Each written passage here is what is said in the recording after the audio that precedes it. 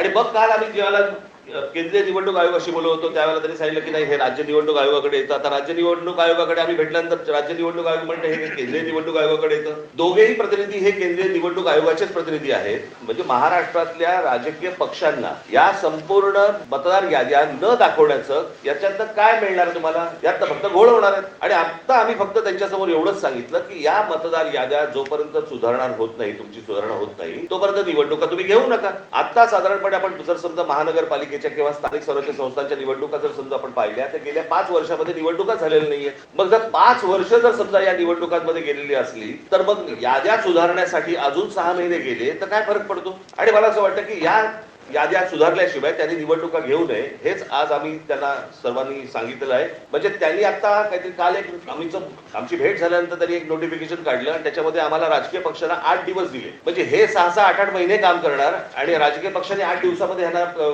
सगळ्या छाननी करून द्यायची, कसं शक्य आहे? आणि म्हणून तो काल जो त्यांनी काय नोटिफिकेशन काढले ते एकतर रद्द करायला आम्ही त्यांना सांगितलेलं आहे. आणि आज आम्ही त्यांना सांगितलेलं आहे की या निवडणुका तुम्ही घेऊ नका. उद्या ते काय याच्यावरती निर्णय करतायत हे आम्ही 1-2 दिवसात पाहू आणि त्याच्यानंतर मला असं वाटतं सर्व राजकीय पक्ष मिळून आम्ही एका निर्णयापर्यंत येऊ.